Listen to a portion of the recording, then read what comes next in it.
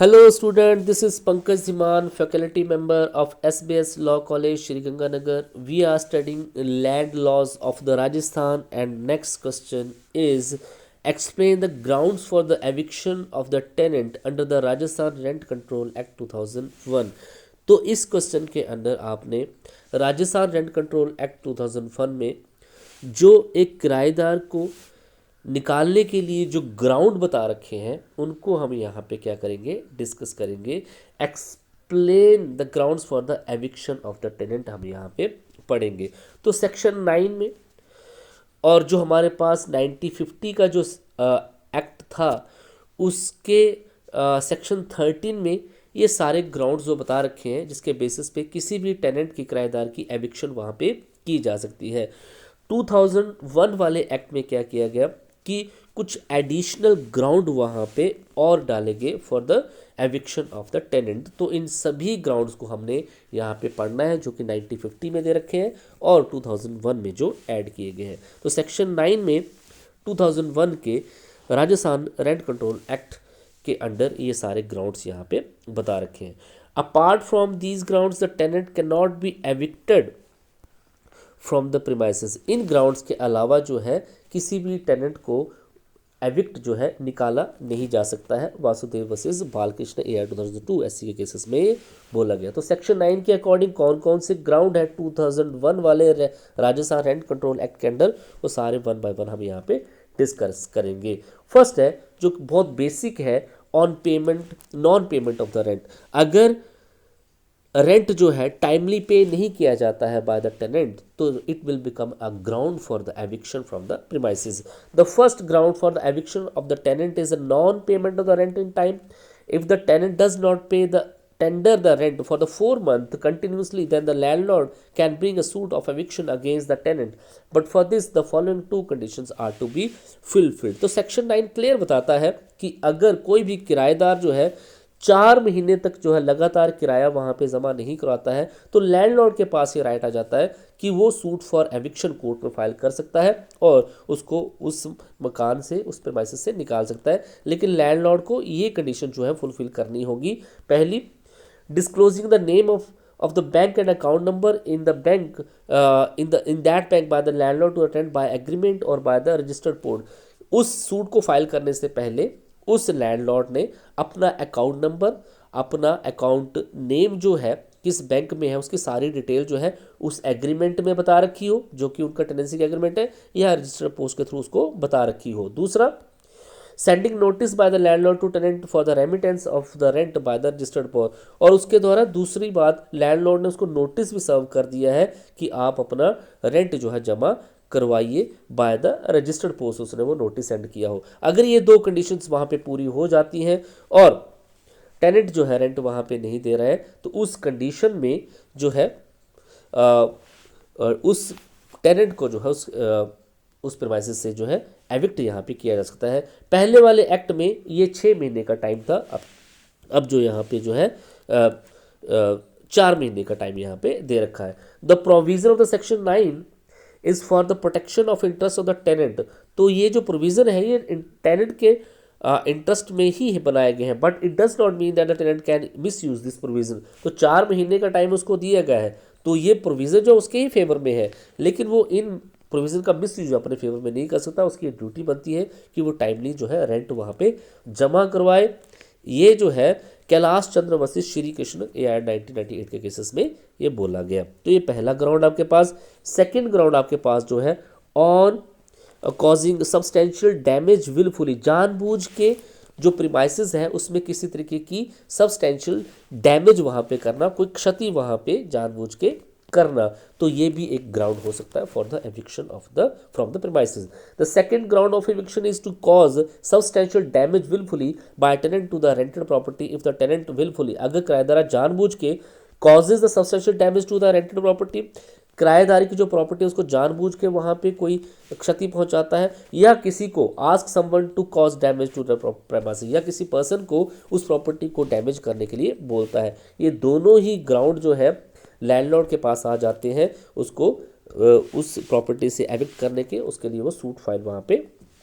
कर सकता है। तो Shah Jethmal versus Gopal Das and company cases में यही बोला गया कि ये ड्यूटी है टेनेंट की कि वो जो रेंटेड प्रॉपर्टी है उसका लुक आफ्टर करे, उसकी देखभाल करे as a rational human being, जो एक आम समझ का जो इंसान करता है उसको गुड कंडीशन में रखे। उसकी ये ड्यूटी बनती है किसी तरीके का डैमेज उस प्रॉपर्टी को नहीं पहुंचाए। अगर ऐसा करता है तो उसको वहां से निकाला जा सकता है। नेक्स्ट ग्राउंड आपके पास यहाँ पे है when substantial change is made in the premises. तो जो निवास स्थान जो है जिसको किराए पे दिया गया है, जिस स्थान को, उसमें आप किसी तरीके की चेंजेस भी नहीं कर सकते। डैमेज तो आप नहीं पहुंचा सकते, आप चेंजेस भी इसमें नहीं कर सकते। The third ground for the eviction of the tenant is to change or alter the premises substantially if the tenant without the written permission of the landlord make or allow such construction so that। तो यहाँ पे ये तीसरा ground बन जाता है जब कोई टेनेंट जो है without the permission of the landlord जो है उस प्रीमाइसेस में किसी तरीके की अल्ट्रेशन या चेंज करने की कोशिश करता है या करवाता है।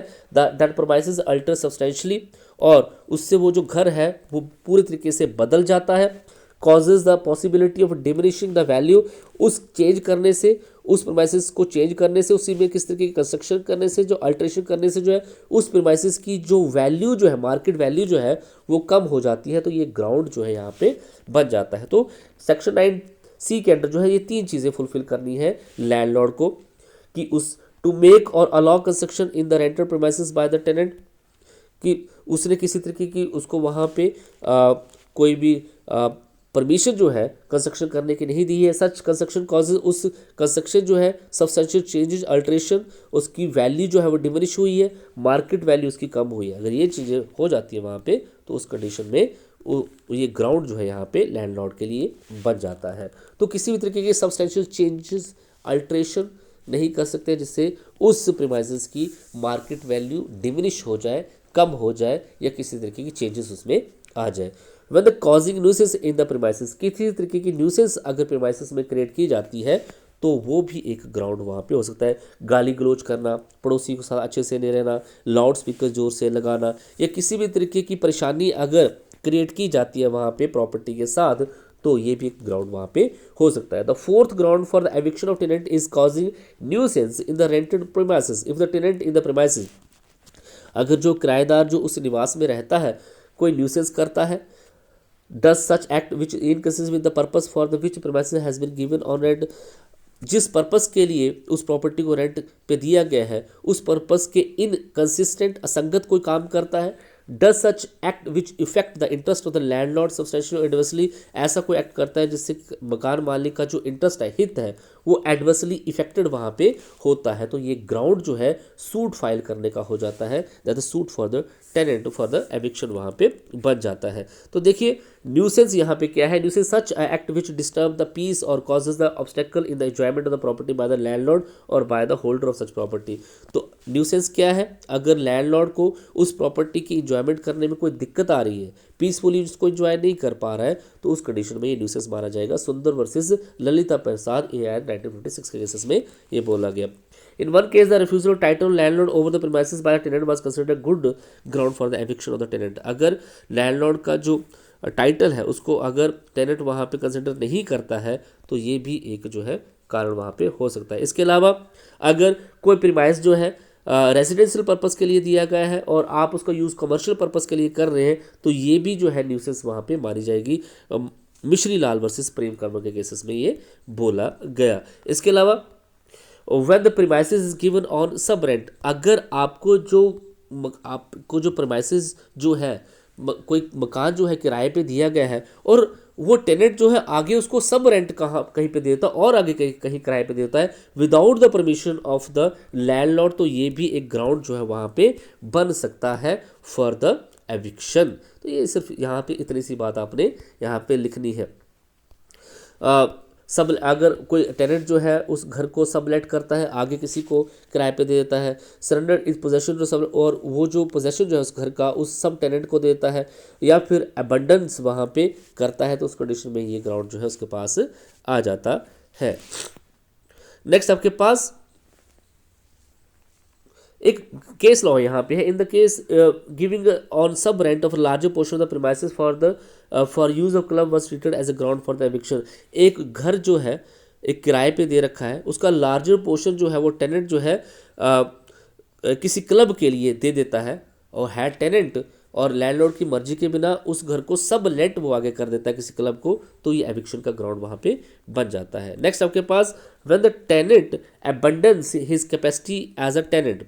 जब टेनेंट जो है उसकी वो कैपेसिटी एज अ टेनेंट खत्म हो जाती है। The sixth ground for the eviction of tenant is the abandonment of the capacity as a tenant और refusal to accept the title of the landlord over the property. If the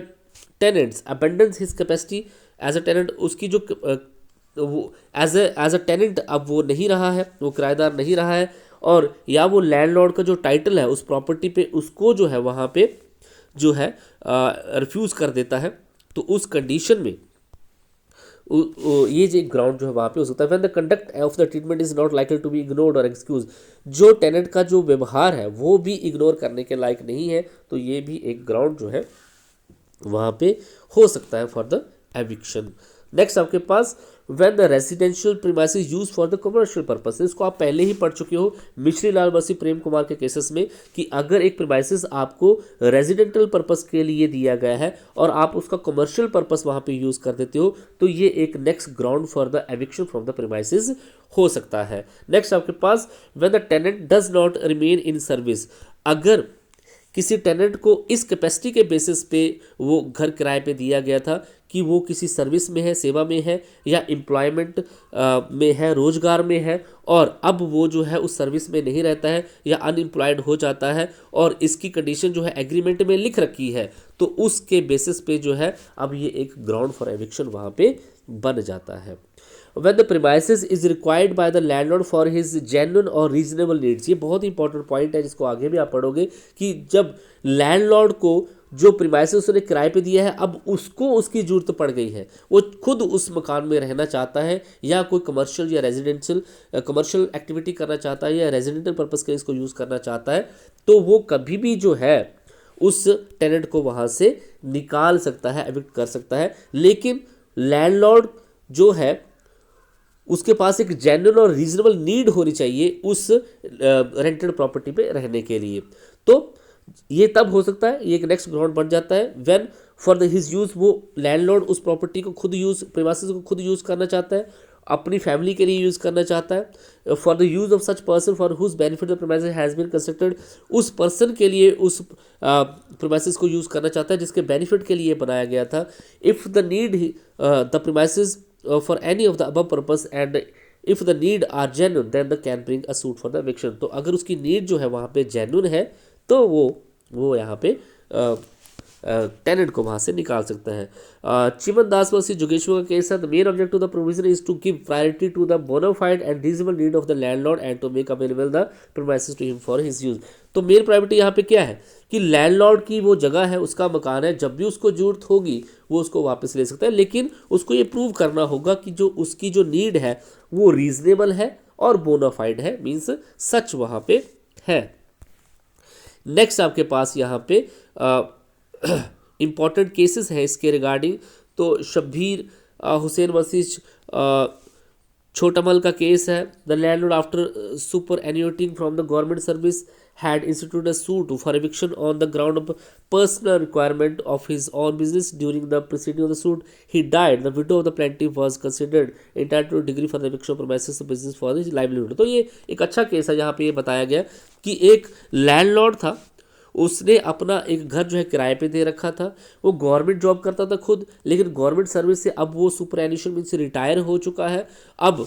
वो उस घर को वापस लेना चाहता है, इसके लिए वो सूट फाइल करता है, लेकिन ड्यूरिंग सूट उसकी डेथ हो जाती है, तो उसकी जो विडो है वो जो है अधिकार रखती है कि वो अपने हस्बैंड लैंड जो उसका हस्बैंड जो कि लैंडलॉर्ड है उसके घर का वो जो है कब्जा ले सकती है और एविक्शन जो है टेनेंट की वहाँ पे करा सकती है अपनी लिवलीहुड के लिए, अपनी आजीविका के लिए। तो बड़े सारे केसेस यहाँ पे बता रखे हैं।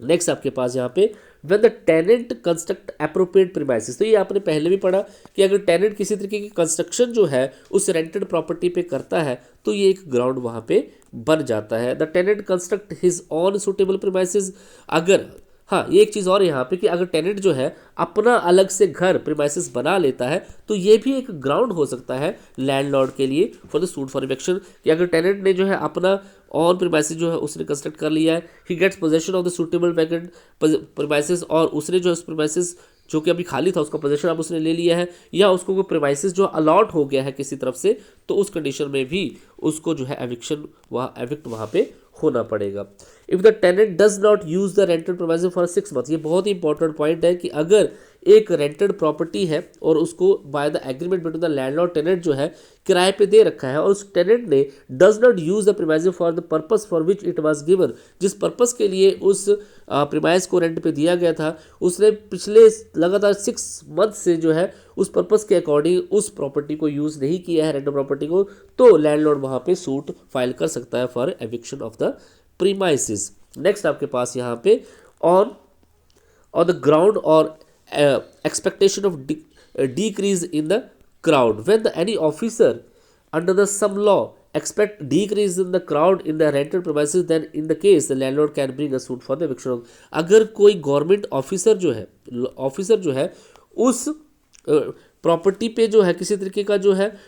डिक्रीज जो है बताता है कि उसमें ह्रास हो रहा है, कमी हो रही है, या प्रॉपर्टी की वैल्यू जो है कम हो रही है, तो उस कंडीशन में फिर जो है वहाँ पे अगर किसी तरीके की बीमारी जो है वहाँ पे कोई फैल रही है, जैसे कॉलरा हो गया, स्मॉल पॉक्स हो गया, एपिडेमिक्स, कोई मेडिकल हेल्थ ऑफिस किसी तरीके का उस प्रीमाइसिस को डिक्रीज कर देता है या उसकी वैल्यू को डिमिनिश कर देता है, बोलता है कि ये सेफ नहीं है, तो उस कंडीशन में भी एविक्शन को वहाँ पे किसी भी टेनेंट को एविक्ट वहाँ पे किया जा सकता है। When the premises is required for the building works, अगर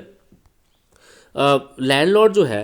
the 13th ground for the eviction is that the premises is required for the building work, then if the landlord requires the premises for the building work for the following purpose, तो उसको building work purpose के लिए अगर उसी rented property को चाहिए, उसका purpose क्या है, at the instance of state government, local government, state government ने उसको ये बोला है। दूसरी बात, because of the premises have become unsafe और unfit for the human habitation, या फिर वो जो प्रीमाइस है वो अनफिट डिक्लेयर कर दिया गया वहाँ पे रहने के लिए, तो उस कंडीशन में एविक्शन का सूट जो है वहाँ पे फाइल किया जा सकता है। तो ये जो है आपके पास एविक्शन के बड़े सारे ग्राउंड जो है under the Rajasthan rent control act 2001 के अंडर दे रखे हैं। Thank you so much.